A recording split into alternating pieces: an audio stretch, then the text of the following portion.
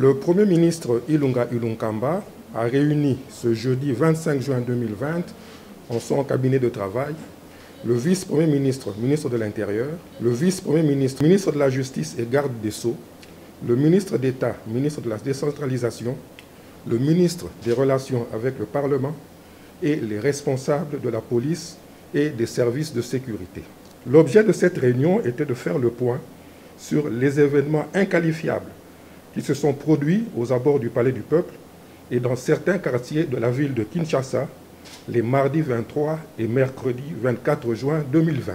En effet, durant ces 2 jours, des groupes de personnes se déplaçant à moto ont tenté de prendre d'assaut le Palais du Peuple, siège du Parlement de la République, créant du désordre et empêchant les élus légitimes du peuple de se consacrer au travail pour lequel ils ont été élus.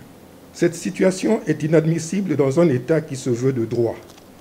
Il est intolérable qu'un groupe de personnes sans qualité clairement définie s'érige en une force négative et tente d'imposer son diktat en foulant aux pieds les lois de la République, au risque d'entraîner la nation dans des conflits intercommunautaires sanglants. Cette situation est d'autant plus intolérable que ces manifestations se déroulent en période d'état d'urgence décrété par le président de la République, chef de l'État, lequel interdit notamment le rassemblement de plus de 20 personnes dans les lieux publics.